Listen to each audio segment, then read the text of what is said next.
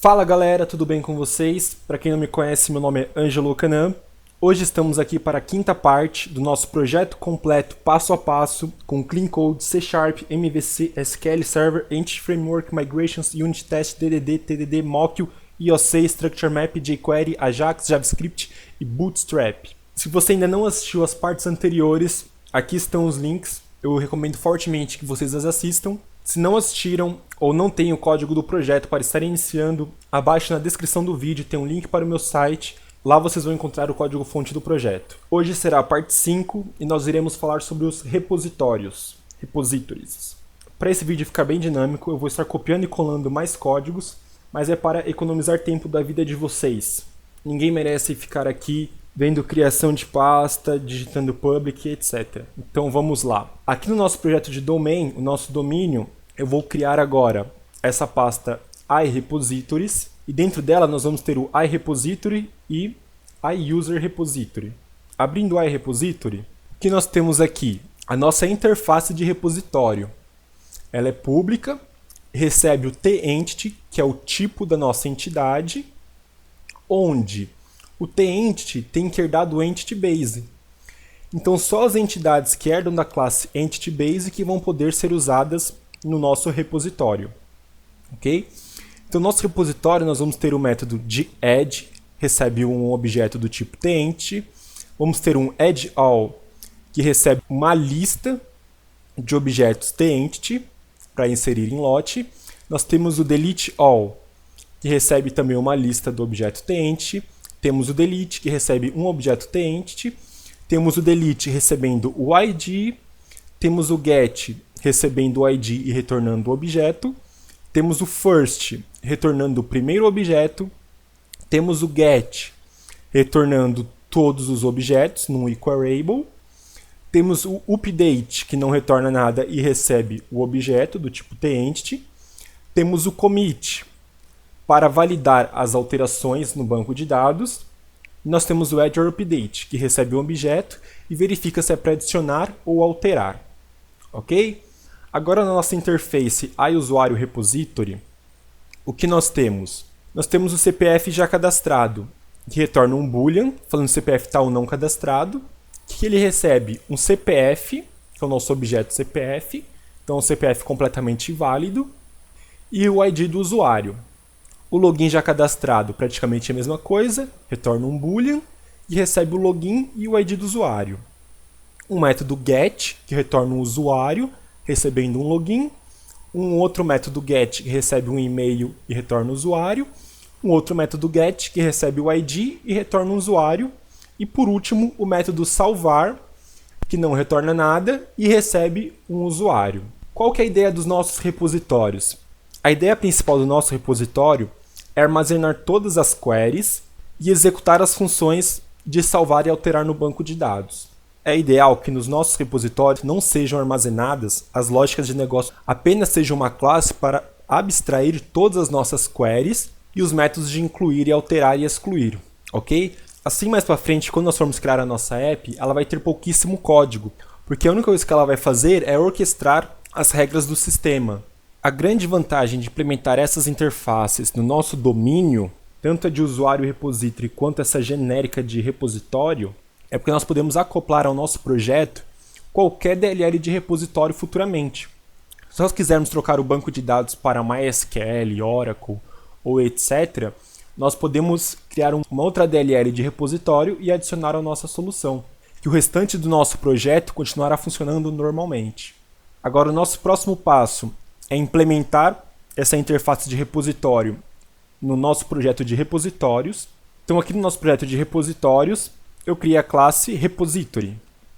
Essa classe repository recebe um tipo tEntity, que é o tipo da nossa tabela, que herda da interface iRepository que nós acabamos de criar, recebendo o tEntity, que é a nossa entidade, quando o tEntity herdar da Entity Base.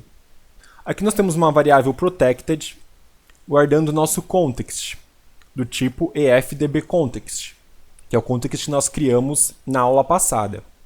Aqui no construtor da nossa classe, ele recebe o contexto e guarda na nossa variável. Neste caso, eu estou usando diretamente o FDB Context, que é o contexto que nós criamos. Mas nós podemos muito bem colocar aqui apenas context, e vai servir para qualquer tipo de contexto. Como nós recebemos o tipo TEntity, eu criei essa variável privada do tipo db7 TEntity, chamada entity, para economizar um pouco de código, para não ter que repetir esse código context.set TEntity em todos os nossos métodos, porque é através dele que eu consigo encontrar no nosso contexto qual tabela que eu estou me referindo. Logo abaixo nós temos implementado o método add, recebendo a nossa entidade, e o que ele faz? Ele pega o nosso objeto e seta a data de inclusão igual à data de agora. Então, para todas as entidades que forem ser incluídas no nosso projeto, automaticamente vai pegar a data de inclusão. Você não precisa se preocupar com isso no resto do projeto, criar uma trigger ou definir no banco de dados como tipo default. Embaixo nós pegamos a nossa entity, variável lá de cima, e adicionamos o nosso objeto. Embaixo nós temos o método addAll, que recebe a lista de entities. O que ele vai fazer é muito simples, ele vai fazer um for each em cada entidade, adicionando, chamando o método acima. Aqui nós temos o deleteAll, que recebe uma lista de entidades também, faz um for each. Para cada entidade do nosso objeto, ele chama o método delete, que está aqui embaixo. O método delete recebe a nossa entidade, e da nossa entity chama o método remove, do Entity Framework, removendo o objeto. Nós temos o método delete, que recebe o ID, ele também chama o entity remove, mas antes ele chama o método get, passando o ID, para retornar o objeto, já que o método remove funciona apenas recebendo o nosso objeto do banco de dados. Assim você não precisa ter em todo o seu projeto métodos pegando o objeto do banco de dados para remover ele. Aqui no nosso repositório está isso encapsulado. O método get recebe o ID do nosso objeto, chama o nosso db7 da entidade, o método find, passando o ID e retornando o nosso registro. Abaixo nós temos o método first, que chama o método firstOrDefault do nosso db7, retornando o primeiro objeto, se não existir, retorna um nulo. Aqui nós temos o método get, que retorna o nosso entity, que é o nosso db7, permitindo que nós executemos as queries futuramente. O método update recebe o objeto, seta a data de alteração. Novamente, todos os objetos que passarem por alteração terão a data de alteração atualizada.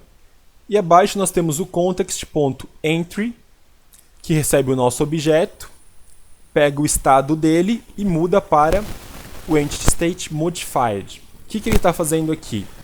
No Entity Framework você apenas inclui objetos, não tem um método para alterar.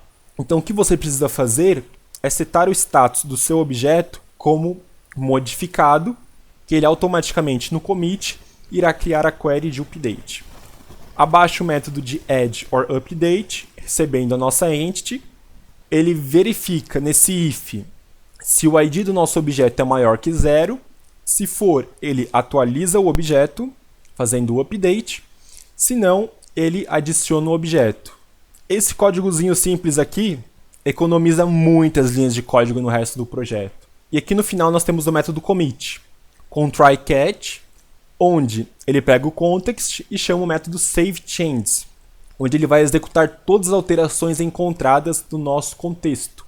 Todos os métodos acima vão gerar alterações somente em memória. Somente no saveChanges que essas alterações serão executadas no banco de dados. Se ocorrer algum erro, eu deixei esse exemplo de código para vocês verem como pegar o erro de cada propriedade. Aqui nós temos um for each no Entity Validation Errors, e ele vai escrever no console o nome do tipo da nossa entidade e o estado da nossa entidade. E abaixo um segundo for each que vai verificar todos os erros dessa entidade, também escrevendo no console o nome da propriedade e a mensagem de erro. Agora o próximo passo é criar o nosso repositório de usuários. Então aqui no projeto Repository novamente, eu vou criar a classe usuário repository. Eu recomendo que vocês não trabalhem com a classe genérica do repositório nas camadas de cima do projeto. Por mais simples que pareça que vai ser cada CRUD e que terá os mesmos métodos, sempre haverá as exceções.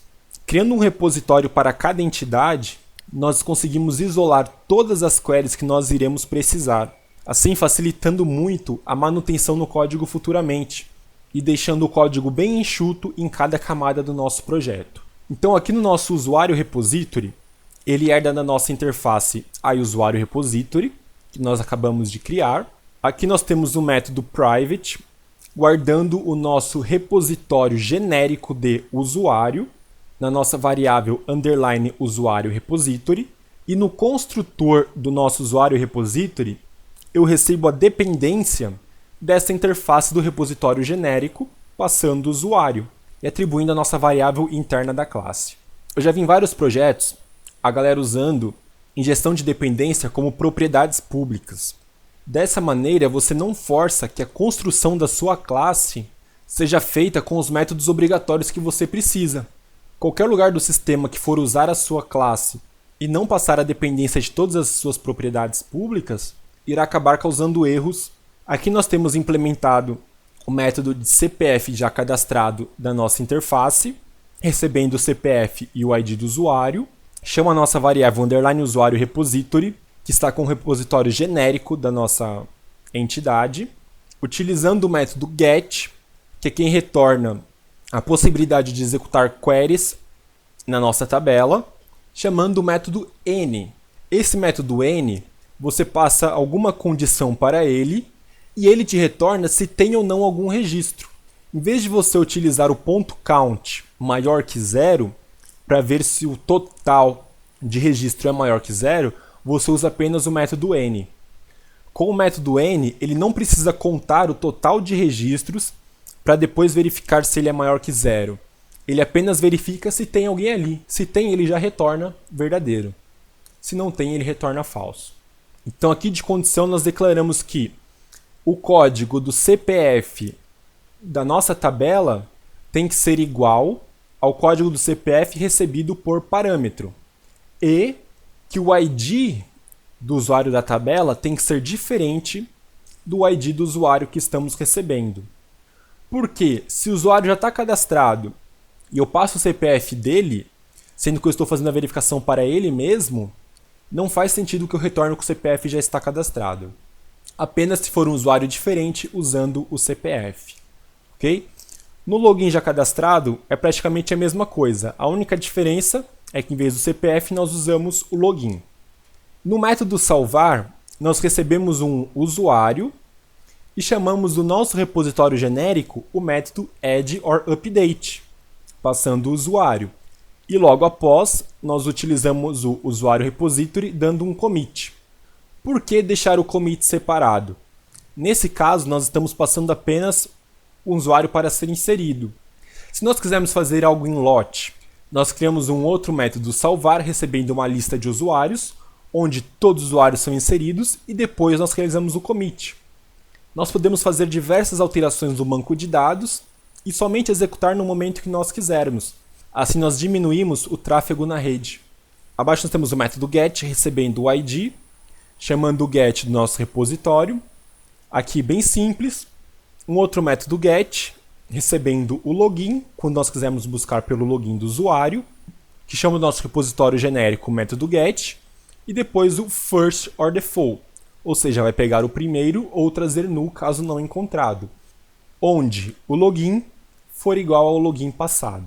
Dessa maneira, nós isolamos em métodos enxutos muitas das queries que ficam amontoadas ao longo do nosso projeto. E caso entre alguma regra de negócio diferente ou precise de alguma alteração, nós alteramos somente aqui. Por isso, mais uma vez, eu aconselho de não liberar o repositório genérico para as camadas de cima, porque cada entidade tem as suas particularidades. E no final, o método get, onde nós pegamos o usuário pelo seu e-mail. Então, nosso repositório genérico, .get, .firstOrDefault novamente, pegando o endereço do e-mail do usuário da tabela, comparando com o endereço do e-mail recebido. Aqui nós utilizamos o nosso value object de e-mail, obrigando que o e-mail seja um e-mail completamente válido. Agora, para realizar os testes do nosso repositório de usuário, nós temos duas maneiras. A primeira seria utilizando um mock, ou seja, uma classe falsa do nosso repositório genérico, onde nós setamos o comportamento dos métodos que serão utilizados, ou o segundo método, que é o que eu vou realizar agora, que é criar uma implementação do repositório genérico a partir de uma lista, onde nós podemos injetá-lo no nosso repositório de usuário e realizar todos os testes. Eu não vou utilizar o mock desta vez para mostrar para vocês a vantagem de estar isolando o nosso código em interfaces e poder estar utilizando a injeção de dependência, passando qualquer tipo de repositório. Na próxima aula, quando nós formos estar mexendo com a camada de app da nossa aplicação, eu estarei utilizando o mock para fazer os testes. Então aqui no nosso repositório, eu vou criar uma outra classe chamada Repository List. Essa classe Repository List é praticamente igual à nossa outra implementação do repositório com o Entity Framework, só que em vez dela guardar um contexto, ela guarda uma lista na memória do tipo da nossa entidade. No construtor dela, em vez de receber o context, recebe a lista, armazena a lista na nossa variável interna, e aqui também nós temos o método public bool committed, e no construtor setamos ele como falso. Eu criei esta variável para saber se o método commit foi chamado ou não, já que todas as alterações automaticamente serão feitas porque é uma lista na memória. Nós não iremos ao banco de dados.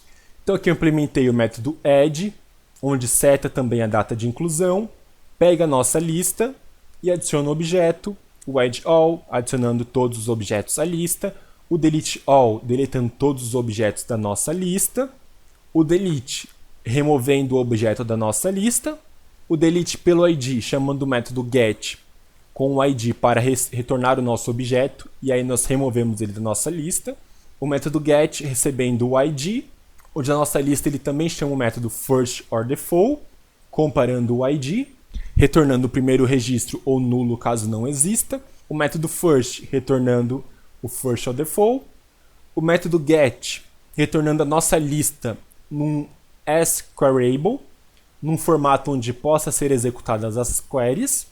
No método update, nós setamos a data de alteração no nosso objeto. Para efetivar a alteração na nossa lista, nós trabalhamos com a nossa lista como sendo um array.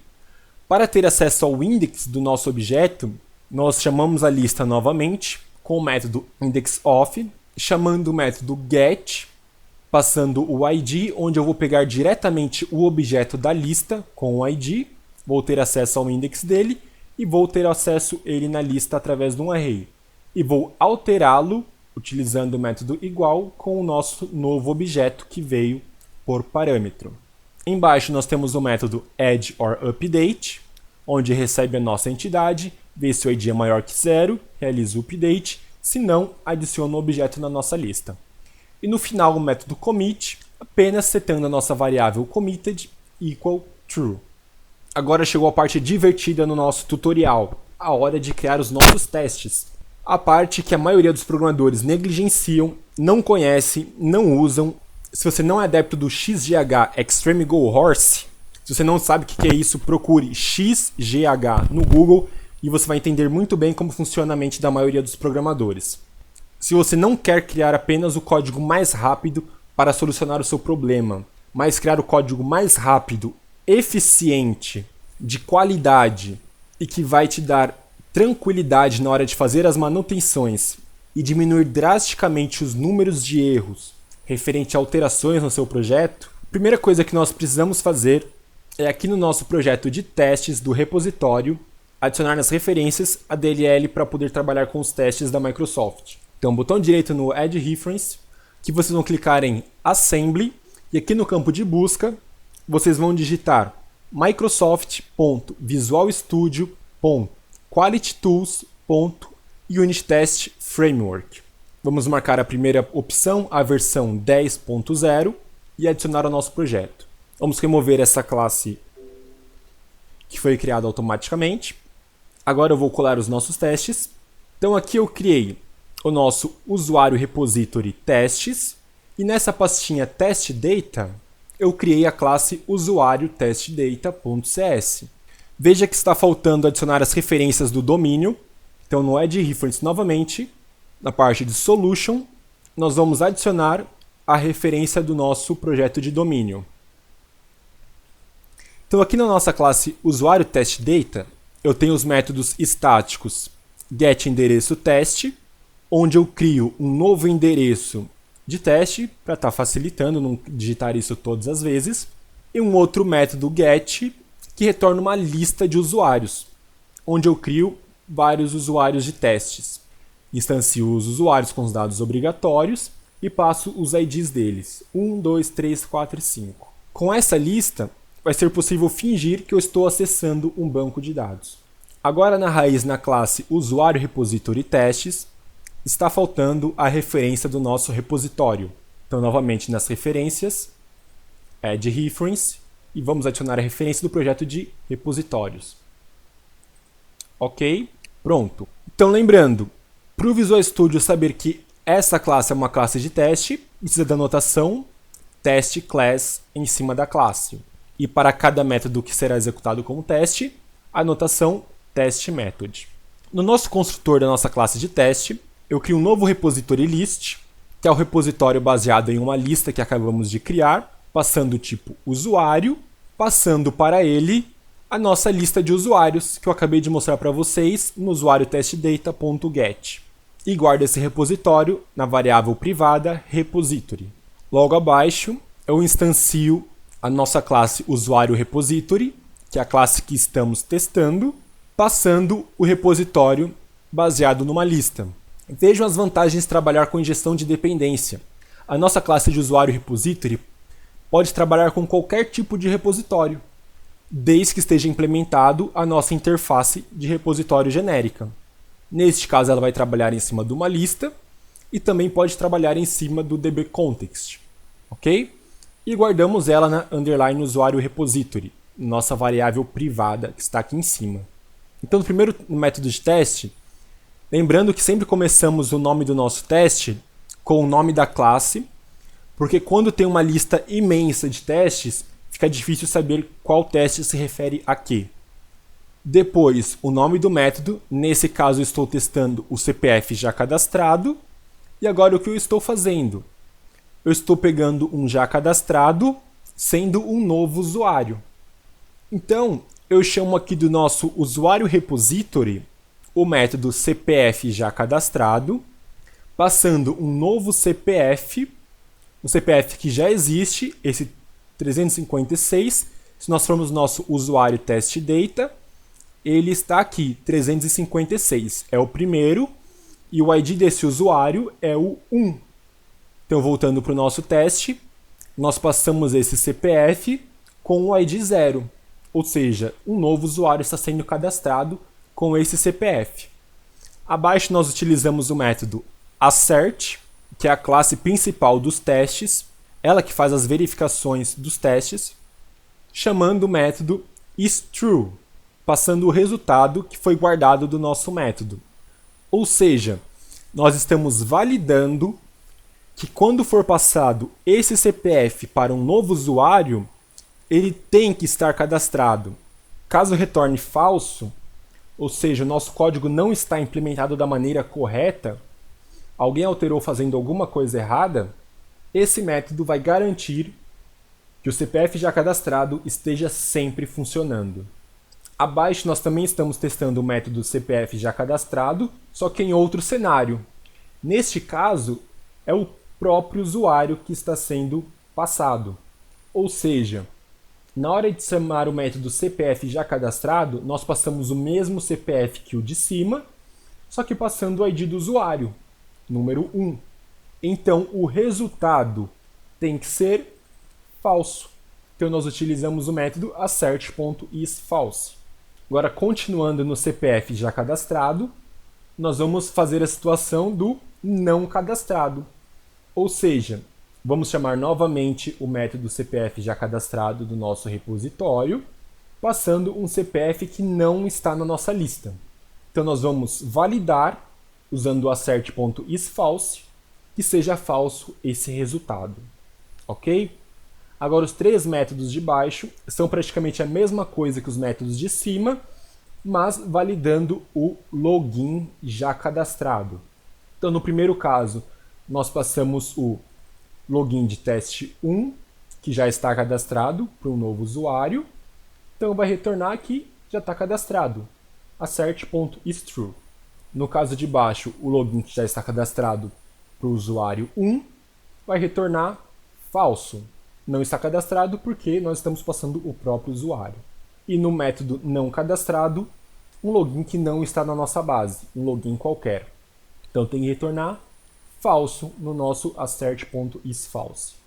E agora os testes um pouco mais complexos. Então chegou a hora de testar o método salvar no caso de um novo usuário.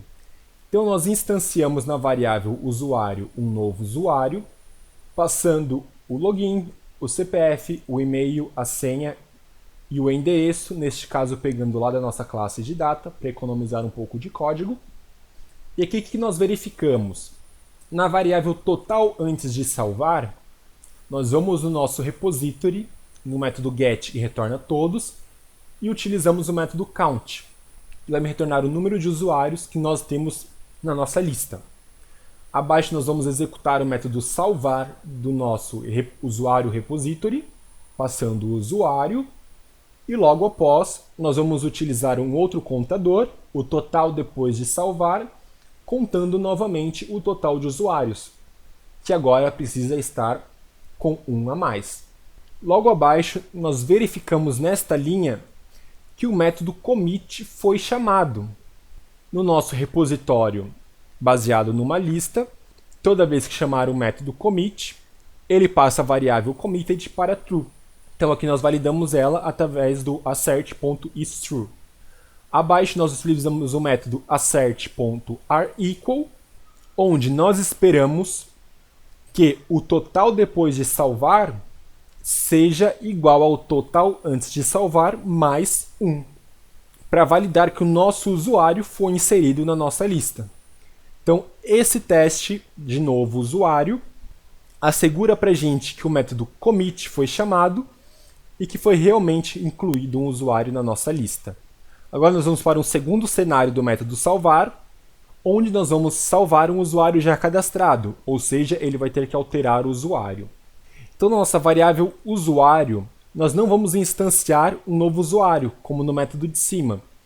Nesse caso, eu pego o primeiro usuário do nosso repositório, chamando o repositório.first.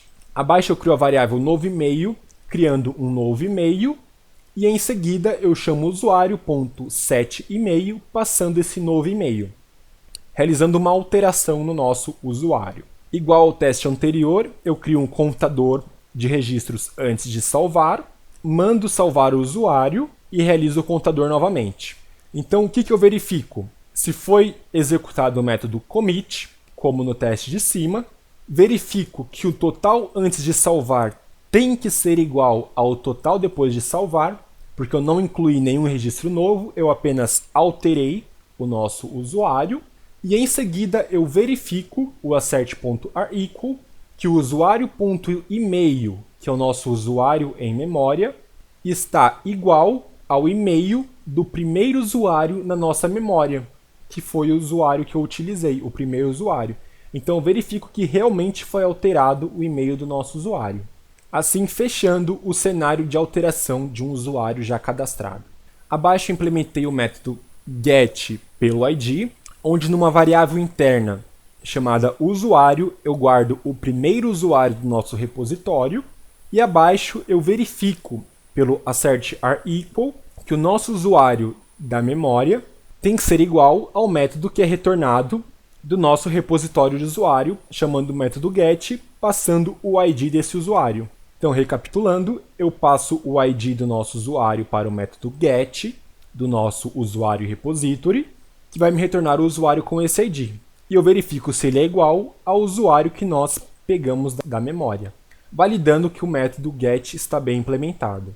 E abaixo praticamente a mesma coisa, só que fazendo pelo login e pelo e-mail. Então agora chegou o momento de executar todos os nossos testes para provar que o nosso código está bem implementado. Então aqui na aba de Test Explorer, nós vamos clicar em Run All. E vejam aqui que todos os testes passaram. Todos os testes da nossa classe de usuário repository estão aqui. E por isso o motivo de sempre começar com o nome da classe. Vejam quantos testes nós temos aqui. Então nós sabemos que está citando a classe de CEP, de CPF, e-mail, usuário e usuário repository. Então é isso, pessoal. Muito obrigado. Espero que vocês tenham gostado. Estou tentando fazer um conteúdo bem rápido e dinâmico para poupar o tempo de vocês. Caso fiquem com dúvida, pausem o vídeo, voltem, revejam quantas vezes for necessário. É melhor do que eu ficar repetindo diversas vezes e todos serem obrigados a ter que ver e o vídeo ter 1, 2 horas de duração. Então é isso, ajude o canal a continuar, deixe as sugestões nos comentários, se inscreva, dê like e compartilhe em suas redes sociais. Abaixo o meu Facebook, facebook.com/angelocanadev, meu site angelocana.com.br. Lá tem o link para todos os tutoriais que eu já fiz, download para o código dos projetos e ainda vocês podem conhecer um pouco sobre mim. Abaixo o meu e-mail, angelocana@gmail.com. Entre em contato para consultoria, para treinamentos. Se você precisa ou conhece alguém que está necessitando de desenvolvimento, entre em contato comigo através do meu e-mail. E sigam-me no Twitter, @ocanaangelo. Desejo que todos os seus códigos compilem sem erros, sem dor de cabeça e tchau!